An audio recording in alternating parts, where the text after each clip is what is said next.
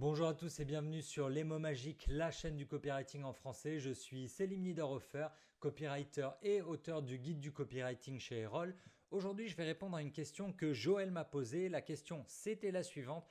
Comment, avec une seule page de vente, toucher plusieurs cibles? Ça, c'est une question qui est très pertinente, qui est vraiment essentielle parce que dans le copywriting, vous le savez, dans tout ce qu'on a à écrire, tout ce qu'on a à vendre, vous devez toujours commencer par la définition de votre avatar, le persona, la persona, comment on fait pour définir la personne pour qui on écrit. Ça ne sert à rien de commencer à écrire si vous ne savez pas à qui vous vous adressez. Donc ça, c'est le premier exercice. À qui est-ce que vous vous adressez? Est-ce que c'est une personne plutôt urbaine ou qui vit à la campagne? Est-ce qu'il a 60 ans? Est-ce qu'il a 20 ans? Quel est son pouvoir d'achat? Quelles sont ses habitudes, etc. Il y a toute une vidéo sur la chaîne Les mots magiques, vous la retrouvez pour définir votre avatar, c'est ultra important. Maintenant, le deuxième point, c'est que vous avez peut-être défini un avatar, mais vous vous rendez compte que finalement, il y a plusieurs types d'acheteurs. Il n'y a pas que l'avatar que vous avez défini, mais il y en a d'autres aussi. Alors, comment faire pour les inclure dans votre discours de vente, dans votre argumentaire, dans vos pubs Facebook ou LinkedIn ou Instagram? Comment faire pour toucher différents types de personnes dans votre page de vente? C'est ce qu'on va voir maintenant avec un outil vraiment très chouette qui a été développé. Il n'a pas été développé, il a été popularisé par Thomas Eriksson. C'est l'auteur du livre Tous des idiots. Dans ce livre, l'auteur, alors je ne sais plus du tout, Eriksson, je ne sais plus s'il est suédois ou danois, il doit être suédois, je crois. Eriksson, il définit 4 types de personnalités et c'est ultra important de les connaître parce que en fonction du type de personnalité qu'on va voir, les gens réagissent différemment. C'est-à-dire qu'on ne réagit pas tous au même argument de la même manière. Si à votre lecteur, à votre prospect, vous lui dites ça coûte 100 € seulement, c'est peut-être pas le bon argument pour lui. Si vous lui dites mais en 2 semaines tu vas vraiment changer de vie, peut-être que ce n'est pas le bon argument pour lui. Chaque type de personnalité a des arguments qui vont les toucher différemment, d'accord? Et c'est ça que ce test de personnalité, il va permettre vraiment de voir et utiliser correctement ce test de personnalité DISC, ça s'appelle DISC, D-I-S-C, ça va vous permettre vraiment de toucher le plus grand nombre de clients possible en restant quand même sur, on va dire, allez, un seul avatar.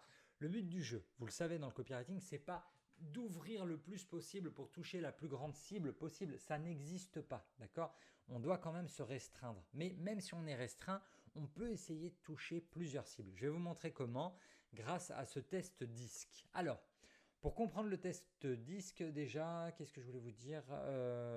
Sur le site, il y a une version plus courte. Sur lesmotsmagiques.com, vous trouvez une version non plus complète encore de cette vidéo, version article encore plus détaillée. Là, je vous fais vraiment la version courte pour que vous compreniez les grandes idées là-dessus. Le test DISC, ça permet de répartir le monde en 2 axes. Vous avez sur l'axe des abscisses, vous partez des gens les plus stables, les plus passifs et vous allez vers le niveau de risque, vers le niveau très actif. D'accord? Ça permet déjà de découper le monde en 2 parties. Ceux qui sont stables, ceux qui sont plutôt passifs et ceux de l'autre côté qui sont plutôt actifs, qui n'ont pas trop peur du risque. Maintenant, le deuxième axe, l'axe des ordonnées, de bas en haut. Dans l'axe des ordonnées, vous avez en bas les gens qui valorisent l'humain, qui valorisent les interactions sociales, qui valorisent le groupe. Et en haut, de l'autre côté, vous avez les gens qui valorisent le process, qui valorisent les résultats, qui valorisent les performances. Quand on additionne ces 2 axes, hop et hop comme ça va nous diviser le monde en 4 parties. Ici, vous avez le D de dominant. Ici, vous avez le I de influent. Ici, vous avez le S de stable et ici, vous avez le C de conforme. C'est important de comprendre comment réagissent ces 4 types de personnalités. Alors, dans le business, dans les ressources humaines, ça permet d'assembler de bonnes équipes pour partir à la guerre, pour développer de bons résultats dans une entreprise. Pour votre page de vente, pour toute votre séquence de mails, c'est important parce que ça va vous permettre de toucher différents publics et de les faire réagir. Ok ? On commence avec la description du D de dominant. Le dominant, il est rouge. Ok, il est rouge, ça veut dire qu'il voit rouge. Imaginez le taureau qui fonce. C'est un peu l'éléphant dans un magasin de porcelaine. Il fonce, il ne se soucie pas de la casse. Il privilégie en haut ici les résultats, la performance et il est très actif. Vous allez trouver ici, c'est 5% de la population maximum.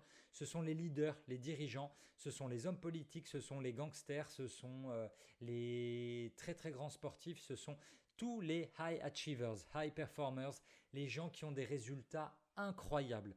Pourquoi ? Parce qu'ils se soucient uniquement des résultats, parce qu'ils sont très actifs et que globalement, ce qu'on pense d'eux et les dégâts qu'ils peuvent causer, ils s'en foutent. Ce n'est pas très important pour eux parce que leur grille d'analyse du monde, c'est ok, mais toi, qu'est-ce que tu as fait? Qu'est-ce que tu as réussi dans ta vie? Combien tu pèses en termes de thunes? Vous voyez, ça, c'est vraiment la grille d'analyse du rouge. Un rouge, il pense comme ça, il pense dominant, il pense domination. Donc, un rouge, ça fonctionne comme ça. Il va lui falloir des arguments très dominants pour le faire passer à l'action. Juste en dessous, on a le I de influent. Le I de influent, c'est jaune, d'accord? C'est jaune, c'est solaire. Le I, il est actif, il est sur cet axe-là, donc il est très actif. Il a beaucoup d'idées, mais il aime les gens aussi, il aime l'humain. Le I, c'est le thérapeute, c'est le coach, c'est le consultant, c'est le service à la personne. Ça va être le journaliste, ça va être le prof, ça va être vraiment tous ceux qui sont au service des autres. Beaucoup d'artistes aussi qui peuvent être dedans parce que le jaune, c'est solaire, le jaune, c'est lumineux. Le I de influent, il aime briller, il aime partager. Typiquement, un coach, oui, bah évidemment, un coach, moi je suis là pour partager tout ça et j'aime les autres. Donc le souci, pourquoi je dis que c'est un souci ? On est sur un type de personnalité qui a beaucoup d'idées, qui est très actif, mais qui ne va pas les faire toutes aboutir. Exemple ultra facile, j'ai 10 idées par jour d'articles, de livres, de publicités que je pourrais faire. À la fin de la journée, si j'arrive à en faire une, c'est déjà bien, d'accord? Parce que j'ai tellement d'autres idées et je suis tellement perturbé, dérangé par mes amis, par ma famille, par mes clients. Dès qu'il faut aider de l'humain, dès qu'il y a le téléphone qui sonne, je ne suis pas toujours très très bon. Je ne suis pas un rouge. Un rouge, il va couper son téléphone, il va se concentrer sur sa performance. Et pour être un bon grand patron et avancer vraiment et développer le chiffre d'affaires de votre boîte, il faut être un petit peu rouge quand même. Quand on est trop jaune, on fait passer les autres toujours avant soi et on prend du retard dans ses projets. Le jaune, globalement, on va dire, allez, c'est 15-20% de la population. Le vert maintenant. Que sont les verts? Le vert, c'est un peu l'apaisement. C'est la couleur un peu du calme, on va dire. La couleur de l'espoir aussi. Le vert, il est stable. Le S de stable. On va dire que son proverbe au vert, ce serait mais pourquoi réparer les choses si elles ne sont pas cassées? Pourquoi changer alors que tout fonctionne très bien? Le vert, c'est 50% de la population et c'est vraiment la résistance au changement. Regardez, il est dans cet axe côté passif. Il n'aime pas du tout le changement. Il est bien comme ça va. Il n'a pas envie de changer de groupe de potes. Il n'a pas envie de déménager. Il n'a pas envie de changement au travail. Tout ce qui est nouveau est plutôt suspect pour lui, d'accord? Typiquement, il ne fait pas partie des early adopters. Dans une courbe d'adoption des nouveaux produits, c'est pas lui qui va s'acheter le nouveau téléphone, c'est pas lui qui va militer pour la 5G, c'est pas lui qui est là, voilà. Bon, en gros, le vert, c'est 50% de la population et comme vous pouvez le voir, le vert, il est complètement opposé au rouge. Donc si là on a les grands patrons, qu'est-ce qu'on a ici? On aurait le peuple, on aurait les gilets jaunes, on aurait vraiment une grande opposition. Ces deux groupes ne peuvent pas s'encadrer, ne peuvent pas se comprendre parce qu'ils parlent des langages différents. Il y en a un qui parle le langage de la performance et l'autre qui parle le langage de l'humain. Et il y en a un qui parle le langage de l'actif et l'autre qui parle le langage de la stabilité. Ils sont opposés diamétralement et il n'y a rien qui peut les réconcilier. Donc voyez ça vraiment comme une sorte de gros clash politique où ils ne peuvent pas se comprendre. Maintenant, juste au-dessus, nous avons les C de conforme. Le conforme, alors regardez, il est bleu. Conforme, ça veut dire qu'on se conforme aux lois, aux processus, d'accord? Il valorise les processus. La gendarmerie, la police, les ingénieurs, les comptables, tous les gens qui sont chargés de faire respecter la loi, tous les gens qui font du contrôle, le contrôle qualité, le contrôle de tout ce qu'on peut contrôler, que ce soit les finances, les inspecteurs des finances, toutes ces choses-là, on est vraiment dans du bleu. Le bleu, il fait respecter la loi parce que c'est son référentiel à lui et il n'est pas dans la création, il n'est pas ici, il est plutôt du côté passif. Lui, ça lui va bien, ces lois, il est chargé de les faire appliquer. Ok? Donc ça c'est pareil, c'est 15-20% de la population et ces gens-là ici, ils ne peuvent pas comprendre le jaune. Influent et conforme, on est diamétralement opposés et c'est pour ça que généralement on ne se comprend pas trop parce que là il y a beaucoup d'activités, on est là pour faire avancer les choses, on est là pour créer, là on est plutôt là pour que le monde y reste dans une sorte de statu quo. Donc maintenant que vous avez vu ça, vous comprenez un peu qui se ressemble, s'assemble, les rouges et les bleus ils sont très bien ensemble parce qu'ils vont choper les processus, la performance, ok. Et en bas, on aime bien les humains, donc les jaunes et les verts s'entendent très bien ensemble aussi. Mais le jaune s'entend aussi très bien avec le rouge parce qu'on parle l'actif et quand même les bleus peuvent comprendre aussi les verts parce qu'ils sont plutôt stables, plutôt passifs tous les deux. Maintenant que vous savez ça, comment est-ce que vous allez pouvoir utiliser ces 4 différents types de personnalités pour mieux convertir sur vos pages de vente? Pour toucher le rouge, vous mentionnez les résultats, vous mentionnez le gain de temps, vous donnez des chiffres. Le rouge, il parle les chiffres, il parle performance, il parle résultat. Donc si vous voulez que votre page de vente touche le rouge, parlez performance, chiffres, résultats, gain de temps. Ok? Ça, c'est ultra important. Pour toucher un jaune, vous pouvez mettre en avant le côté fun, le côté innovant, le côté sympa de votre produit et pourquoi pas aussi la preuve sociale parce que c'est important, il valorise l'être humain, il valorise le groupe, donc il va aller regarder ce qui se fait dans les groupes nouveaux, d'accord? Important, les groupes nouveaux, c'est ça qui est important. Le jaune, il est quand même très actif et avec ce type d'argument-là, vous allez réussir à le toucher davantage. Pour toucher un vert qui est stable, vous allez avoir recours au témoignage client, vous allez avoir recours à la preuve sociale, vous allez lui dire que ce produit fera plaisir à ses enfants, que votre offre satisfera sa femme, que votre offre a déjà été adoptée par son voisin.